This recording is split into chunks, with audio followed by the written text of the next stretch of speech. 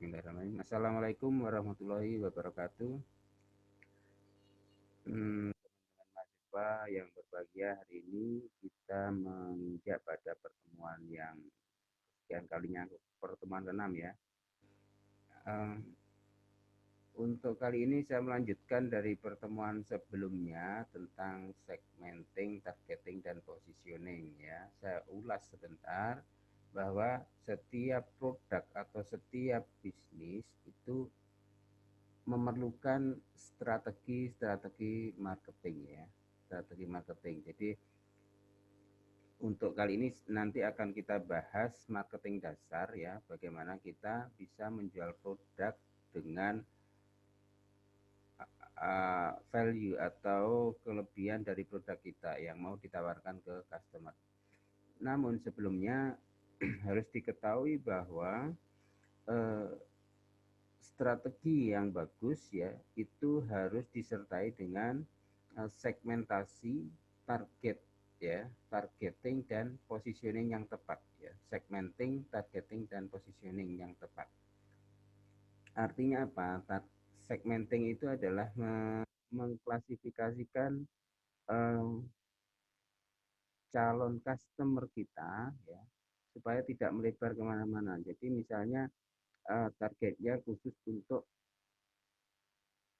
remaja umur 18 sampai 25 misalnya. Itu harus fokus di situ. Untuk apa ya? Untuk supaya efektivitas dari strategi marketing kita. Kita nggak bisa menawarkan ke semua orang, itu terlalu luas ya. Nah, kalau terlalu luas gimana ya? Energi kita semakin banyak ya. Tingkat efektivitas dan konversi penjualannya semakin kecil. Oleh karena itu langkah awal sebelum kita masuk dunia market ya, masuk ke dunia marketing ya, kita harus mengerti produk kita dan produk kita itu untuk segmentasi pasar ke mana. Itu harus fokus dulu sih itu. Oke, saya share di sini kita ulangi ya. Kalau yang minggu lalu seperti itu ya pembahasannya, kita ulas sejenak ya. Saya share.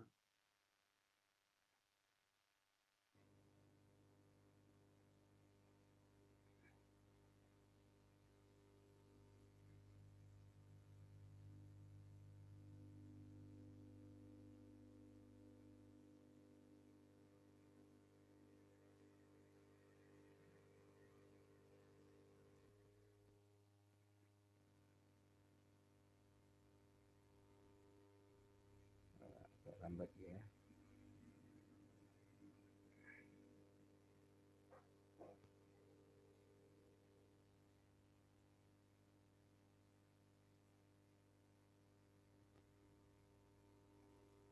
Oke, bisa dilihat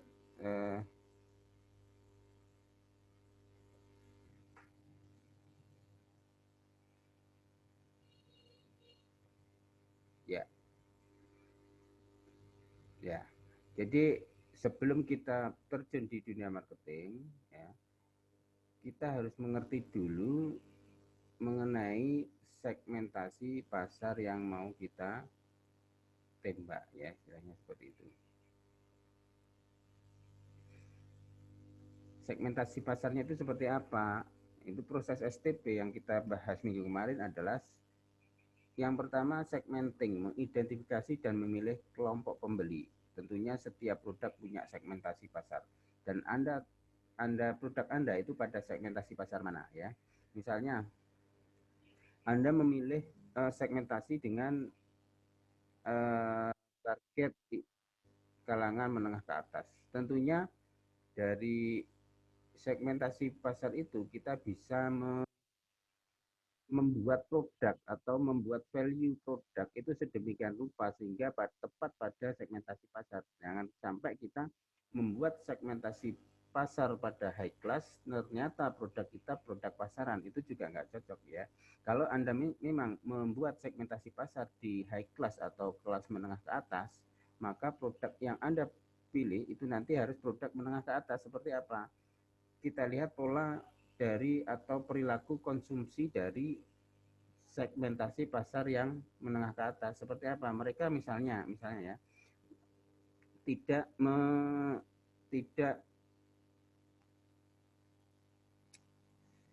tidak memperhatikan harga, mereka hanya memperhatikan kualitas ya. Artinya kita harus menyuguhkan produk-produk kita dan dengan produk-produk yang berkualitas ya. Tentunya nanti dari sisi bahan baku, kemudian teknik pengolahan itu harus memang benar-benar terkontrol kualitasnya sehingga bisa menciptakan atau membuat produk dengan kualitas yang tinggi. Nah, itu supaya klop antara produk dengan kualitas ya. Jangan sampai misalnya kita memilih segmentasi pasar high class dan ternyata produk kita produk pasar ya, dengan kemasan yang plastik biasa, kemudian pakai stempel stiker dan sebagainya. Nah, itu yang perlu kita pahami. Jadi segmentasi pasar itu sangat bertautan dengan produk yang mau kita suguhkan. Ya. Setelah tersegmentasi, maka target kita semakin mengerucut di situ. Targetnya yaitu misalnya nanti diklasifikasikan targetnya menengah ke atas, wilayah kota, ya misalnya seperti itu. Pendapatan, banyak klasifikasi yang bisa kita bangun di situ. Nah, kemudian yang terakhir adalah positioning. Bagaimana membentuk komunikasi manfaat utama yang membedakan dengan produk lain, ya. Jadi positioning kita seperti apa? Berawal dari tagline ya. Tagline-nya misalnya keripik bayam renyah dan enak. Nah, seperti itu. Renyah dan menggigit pedasnya, misalnya seperti itu. Itu adalah positioning berawal dari tagline atau jargon ya, atau kata-kata yang kita ramu supaya mereka atau kata itu bisa berada di benak para pembeli ya, itu positioning. Nah, tentunya setelah berjalannya waktu nanti kita positioning kita harus memang benar-benar sesuai dengan apa yang kita bangun dari awal ya. Kalau renyah misalnya. Renyah nanti kalau misalnya sampai ke konsumen lempem berarti tidak sesuai dengan positioning kita. Oh, ini katanya renyah tapi kok melempem. Nah, itu perlu diperhatikan masalah kedaluarsa ya, apakah dengan kontrol distribusi yang ketat supaya sampai ke customer itu memang benar-benar masih renyah, atau dengan kemasan yang bagus ya, menggunakan aluminium foil ya misalnya seperti itu, supaya memang benar-benar kita menghantarkan produk itu renyah sampai ke customer ya, seperti itu. Jangan sampai alur distribusi kita terlalu panjang sehingga sampai di customer itu tidak memenuhi syarat dan tidak sesuai dengan apa yang kita iklankan atau kita tawarkan. Oke. Itu ya prinsip dari proses STP, strategi pemasaran, segmenting, targeting, dan positioning itu seperti itu. Caranya seperti apa? Kemarin sudah saya kasih slide tapi belum saya jelaskan ya. Jadi segmenting itu Anda coba cari kriteria sebanyak mungkin ya. Semakin tajam kriterianya itu nanti akan semakin bagus pemasaran kita. Ini saya contohkan ada 4 kriteria, yaitu jenis kelamin, kemudian usia, pendapatan, dan tempat tinggal. Kelompok laki-laki, perempuan, kemudian usia anak-anak, remaja, dewasa, kemudian pendapatan itu kurang 2 juta sampai 5 juta, 5 juta ke atas. Kemudian tempat tinggal di kota dan di desa ya. Nah, setelah kita ngerti kriteria dan kelompoknya, maka yang kita pilih apa? Sesuaikan dengan produk nih ya. Sesuaikan dengan produk. Kita mengacu pada produk kita. Untuk jenis kelamin coba dipikirkan, produk kita untuk laki-laki atau untuk perempuan. Semua, oke, semua kita tulis semua di situ. Kemudian usia, anak-anak, remaja atau dewasa. Kira-kira produk kita untuk siapa? Misalnya untuk dewasa, oke, kita tulis dewasa di situ. Kemudian pendapatan kurang dari 2 juta, 2 juta sampai 5 juta atau 5 juta ke atas. Dipilih di situ 5 juta ke atas misalnya. Kemudian tempat tinggal, Anda ingin menjual kemana? Di desa atau di kota? Alasannya apa ya? Oh di kota misalnya, karena tingkat konsumsinya tinggi dengan daya beli juga tinggi misalnya. Kota. Nah, itu adalah segmentasi yang kita pilah-pilah dari produk kita. Nah, setelah itu maka kita ketemu target nih. Target konsumen kita adalah sesuatu yang kita pilih dari segmentasi kita tadi, yaitu misalnya dewasa, laki-laki, laki-laki dan perempuan yang tinggal di kota berpenghasilan 5 juta ke atas. Itu adalah kesimpulan dari segmentasi yang telah kita buat, ya. Itu bisa dimengerti ya sekarang. Silakan kalau misalnya nggak bisa dimengerti atau ada pertanyaan, silakan di kolom komen ya, nanti kita jawab semampu saya ya. Oke, itu pondasi dari marketing ya, marketing. Kemudian berikutnya adalah konsep marketing itu seperti apa. Konsep marketing dan sales, kita bedakan dengan sales ini ya. Kalau sales, kalau orang biasanya nyales itu ya, start point-nya, memulainya itu adalah dari pabrik. Bagaimana kita mendapatkan barang-barang dari pabrik ya, pabrik produksi ya. Kemudian fokus pada produk, produknya apa. Kemudian sarananya penjualan dan promosi, terus menjual seperti itu ya. Setelah punya barang, kita jualan, jual terus ke sana kemari ya. Kemudian keuntungannya melalui volume penjualan. Semakin banyak kita jualan atau promosi, maka di situ akan semakin banyak keuntungan dan volume penjualan. Nah, kelemahannya adalah konsep sales ini adalah konsep yang diterapkan tidak bisa berkesinambungan. Artinya ketika kita berhenti nyales itu nanti akan berhenti berhenti keuntungan atau volume penjualan yang kita targetkan ya. Beda halnya dengan konsep marketing, dia start point-nya dari target pasar ya. Target pasar seperti apa? Kita pikir dulu. Jadi kita memulai dari pasar. Kebutuhan customer itu seperti apa? Kemudian yang mereka mau seperti apa ya. Kita coba bikin produk. Intinya adalah kita jualan sesuai dengan kebutuhan customer. Itu fokusnya di situ ya. Jadi bedanya secara umum ya, kalau misalnya sales kita ada produk kemudian dijual ya. Jadi tidak memperhatikan apakah customer butuh, kita mencari customer yang butuh. Namun kalau konsep marketing adalah kita fokus ke customer dulu. Kita analisis kira-kira yang dibutuhkan customer saat ini apa. Baru kita memproduksi barang. Gitu ya. Nah, sekarang orang lagi di rumah misalnya, di rumah dan butuh hiburan misalnya. Saya coba produksi apa ya di sini? Misalnya produksi bunga ya, atau membuat jualan bunga di situ. Nah, di situ adalah ketemu antara kebutuhan dengan produk yang mau kita jual. Bunganya seperti apa? Kita langsung ke customer lagi. Oh, mereka butuh bunga yang seperti ini misalnya. Nah, kita coba sediakan dari sisi customer itu ya. Ada ya perbedaannya seperti itu ya. Jadi kalau kita konsep marketing itu orientasi kita itu pada target pasar, pada kebutuhan customer. Sehingga nanti sarananya adalah penjualan yang terkoordinasi. Kita sudah ngerti target pasar kita ya. Kita tinggal menyusun model penjualannya seperti apa, strategi marketingnya seperti apa ya. Nah, tujuan akhirnya adalah memperoleh keuntungan melalui kepuasan pelanggan ya. Nah, itu akan terjadi interaksi atau hubungan antara kita sebagai pemilik produk dengan pelanggan. Nah, itu yang perlu kita tekankan di sini ya, konsep marketing itu seperti itu. Jadi kita tujuan akhirnya adalah kepuasan pelanggan. Kalau sudah pelanggan puas, maka yang terjadi adalah repeat order ya. Kita hanya ngopeni pelanggan-pelanggan untuk pembelian kembali ya. Beda dengan yang konsep sales ya.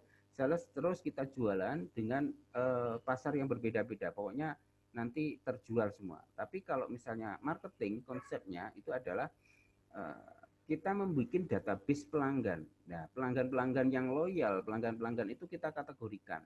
Nah, ketika sudah punya pelanggan yang loyal, maka di situ nanti kita akan tinggal mereview kebutuhan pelanggan, kemudian produk kita mau diapakan lagi ya. Nah, di situ nanti akan terus terjadi interaksi antara pelanggan dengan customer. Pelanggan dengan kita pemilik produk. Itu konsep marketing yang kita terapkan ya untuk menjawab kebutuhan pelanggan. Kalau seperti itu marketingnya enak ya. Kita mungkin akan kerja keras di awal dalam membuat produk yang sesuai dengan kebutuhan pelanggan, tetapi kalau sudah pelanggan sudah tertata dan terbentuk ya, maka penjualan kita akan semakin mudah.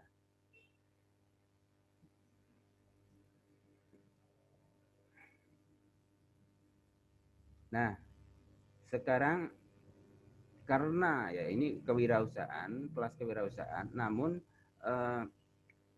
saya mengharapkan teman-teman apalagi di TI ya, sekarang di TI itu orientasinya sudah ke online ya.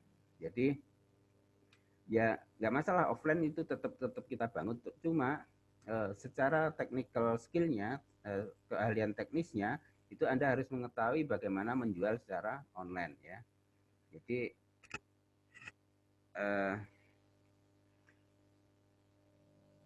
marketing ya itu adalah ujung tombak dari satu bisnis ya. Oleh karena itu marketing yang dipilih apa? Ada dua macam, marketing offline, marketing konvensional dengan marketing online.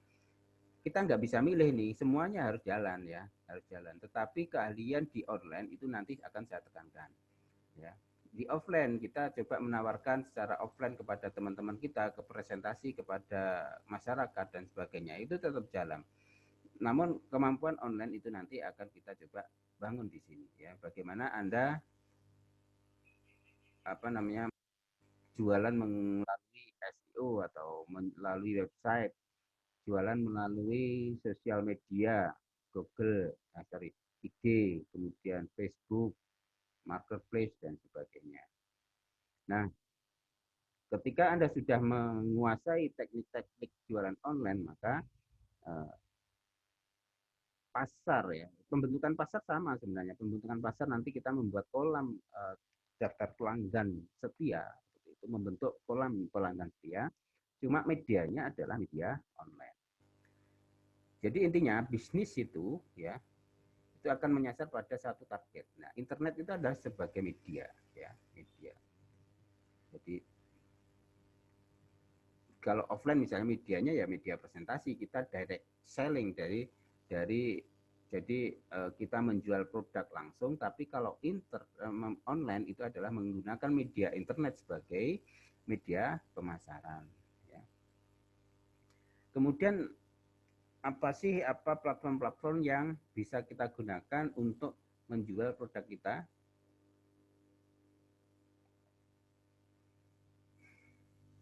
Banyak ya platform-platform yang bisa kita gunakan, mulai dari Facebook yang familiar misalnya. Anda semua saya kira sudah punya Facebook dan IG, Instagram ya. Itu dioptimalkan ya. Jadi mulai belajar Facebook for business ya, tidak hanya Facebook secara pribadi, tapi Facebook untuk bisnis ya. Facebook itu menyediakan platform khusus untuk para pebisnis ya. Jadi Anda coba bikin fanpage atau halaman kalau bahasa Indonesianya. Nah, di situ nanti akan ada menu-menu yang banyak sekali yang perlu kita pelajari, mulai dari organik ke marketing atau organik eh, Facebook secara organik sampai Facebook secara berbayar ya atau FB Ad.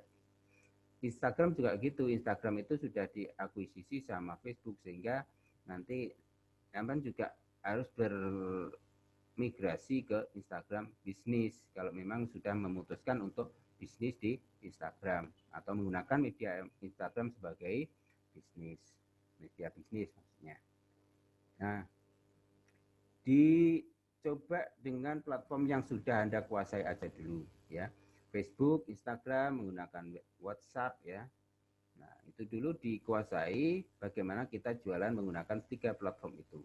Kemudian kalau misalnya sudah ingin belajar yang lain ya pelajari juga Google Business ya, Marketplace, kemudian blog, kemudian YouTube. Nah, itu ada teknik-teknik sendiri untuk memasarkan satu barang ya. Nah, nanti kita coba kalau ada waktu kita akan belajar masalah Facebook, Instagram sama website ya, blog. Nah, namun perlu diperhatikan bahwa ke semua platform yang sudah kita bangun atau kita bikin itu intinya adalah Anda harus memperhatikan data pelanggan. Nah, misalnya seperti ini. Misalnya Anda jualan di Facebook ya, Facebook organik lah misalnya. Facebook organik itu Facebook dengan traffic secara organik tidak membayar. Dengan cara misalnya update produk di grup misalnya, di marketplace, kita punya toko di Facebook misalnya. Apalagi kita update status di beranda pribadi dan beranda fanpage. Nah, ketika ada orang menghubungi kita, itu jangan sampai lewat begitu saja. Itu adalah prospek ya, itu adalah calon prospek. Mereka sudah punya inisiatif untuk menghubungi, itu adalah luar biasa. Artinya kalau misalnya ada step-step ya, mereka sudah punya keinginan. Dari perilaku konsumen yang mau membeli itu tidak langsung membeli, tapi mulai dari bertanya-tanya dulu, kemudian ada hubungan, interaksi, kemudian baru membeli. Mulai dari cold market, kemudian warm market, sampai hot market ya. Itu jangan sampai hilang data-data yang pelanggan yang sudah menghubungi di online itu ya. Begitu juga di blog, di YouTube dan sebagainya. Pokoknya orang yang sudah menghubungi kita itu jangan kita lepaskan begitu saja. Ya, kita kelola ya, kita kelola. Suatu saat mungkin kita membutuhkan ketika kita punya produk yang diminta pelanggan yang tidak bisa kita sediakan pada waktu saat ini, kita tawarkan untuk saat yang akan datang ya. Itu pondasinya seperti itu. Jadi marketing didasarkan database pelanggan ya. Marketing didasarkan pada database pelanggan. Nah, itu nanti akan sesuai dengan konsep marketing, yaitu fokus pada kepuasan pelanggan ya. Nah, seperti ini kita bisa bikin survei. Kalau misalnya sudah punya pelanggan ya, kita bikin survei. Katakanlah saya produksi roti nih, saya lempar ke pelanggan yang sudah pernah tanya ya, Pak, roti kita seperti ini, bagaimana menurut Bapak? Seperti itu ya, Bapak atau Ibu. Oh, enak ya, misalnya 7 dari 10 orang mengatakan enak, 3 orang mengatakan biasa ya, berarti kita sudah tahu data-data dari pelanggan atau kebutuhan pelanggan yang akan kita jadikan review atau feedback umpan balik untuk meningkatkan kualitas produk gitu ya. Jadi saya ulangi, fondasi marketing online itu adalah pada database pelanggan. Apapun platformnya, apapun media yang kita gunakan, maka database pelanggan akan mempunyai peran yang paling penting di situ ya.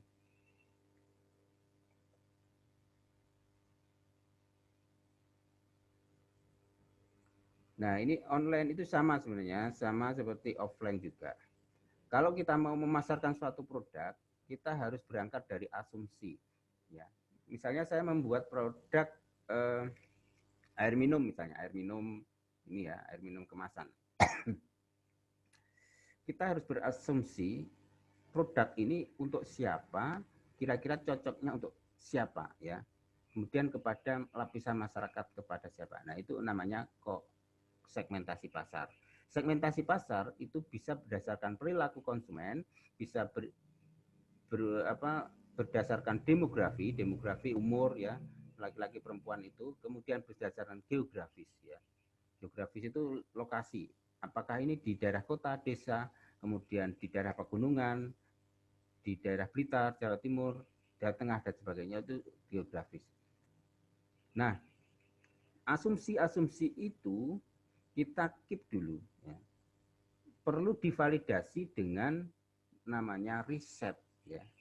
Jadi asumsi-asumsi kita, segmentasi pasar kita itu tadi harus divalidasi, harus dibuktikan dengan riset ya. Dengan cara riset atau penelitian. Apakah benar produk ini cocok untuk kalangan tertentu yang sudah kita segmentasi tadi atau tidak. Kita coba bikin produk, kita lempar ke pasaran. Kira-kira cocok enggak? Dari segi rasa misalnya, atau dari segi kualitas. Setelah kita lempar ke pasaran, maka di situ akan kita dapat data-data yang akurat. Walaupun data penelitian itu tidak 100%, namun kita bisa mendapatkan data itu secara valid di situ ya. Kalau dengan kaidah penelitian, dengan kaidah riset yang benar. Misalnya kita riset pada 10 orang. 8 dari 10 orang itu menyukai dan sesuai dengan asumsi yang kita bangun dari awal. Artinya asumsi yang sudah kita bangun tadi sudah tervalidasi. Tinggal kita mereview atau memperbaiki bagian-bagian yang kurang bagus misalnya. Misalnya dari segi kemasan kurang bagus Pak, ya kita perbaiki di situ. Nah, riset-riset ini bisa kita, kalau riset online bisa menggunakan Google Trend, Google Suggest ya, kemudian FB Audience, FB Insight. Nanti kita coba kita coba untuk belajar tentang bagaimana kita riset di pasar ya. Ya, ulangi ini bagian penting ya. Ketika kita mau melaunching satu produk, kita berangkat dari asumsi. Asumsi kita coba divalidasi dengan riset. Dengan data riset itu kita sudah mendekati kebenaran ya. Artinya asumsi kita, persepsi kita itu sudah benar gitu ya.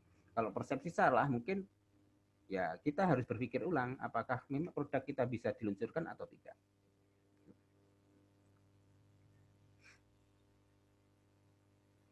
Ya, step funneling melalui Facebook, melalui apapun secara umum seperti itu ya. Jadi berawal dari asumsi, melakukan perencanaan target audiens, kira-kira customer yang paling pas itu yang mana. Ya. Yang kedua, data pelanggan, manual survei di Facebook, kita coba mencari data-data pelanggan ya. Kemudian test market ya, kita test market, kemudian remarketing ya. Ketika test market kita sudah menemukan produk kita pada pelanggan kita, maka yang kita lakukan ada remarketing. Kita coba menawarkan ulang dan secara berkala melakukan hal sama, maka nanti akan tercipta pelanggan yang loyal. Itu dari sisi online seperti itu secara umum. Sebenarnya secara umum sudah saya sampaikan bahwa mencapai pelanggan yang loyal itu harus dengan menggunakan step-step semacam itu. Dengan target pasar yang tepat ya. Nanti kita keep dari sisi database pelanggannya, nanti kita tawari secara berkala produk-produk yang kita keluarkan.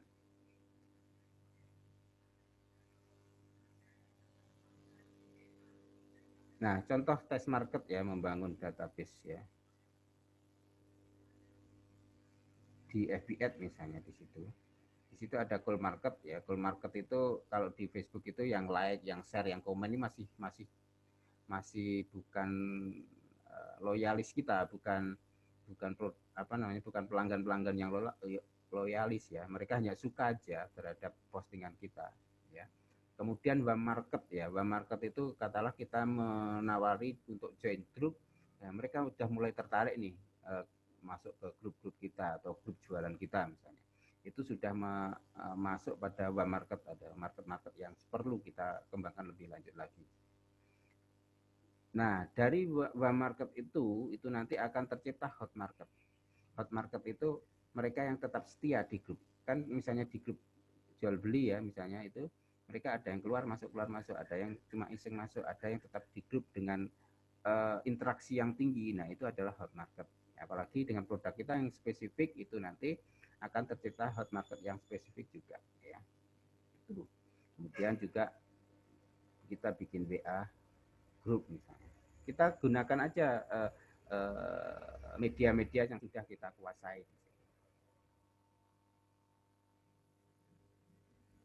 Jadi ini adalah sistem funneling, bagaimana dengan membangun database kita akan dapat potensial customer yang loyal dan kuat. Memaksimalkan setiap lini media ya. Anda medianya apa? Apakah Facebook, Instagram, Marketplace, YouTube, Google Business, Google Ads, website, blog, directory untuk pasar yang diawali dengan riset ya. Sistem funneling adalah sistem penyaringan pasar yang mengubah cold market menjadi hot market ya. Tuh. Oke, itu basic dasar dari bagaimana supaya produk kita itu laku keras di pasaran. Jadi intinya adalah kita membentuk pelanggan yang loyal ya. Kata dikit kita kembangkan terus, kita kembangkan lagi. Oke, itu yang bisa saya sampaikan tentang basic dari marketing. Kalau ada pertanyaan silahkan di kolom komentar ya, kolom komentar sekalian absen ya. Demikian dari saya, terima kasih atas perhatiannya. Semoga sehat selalu ya. Wassalamualaikum warahmatullahi wabarakatuh.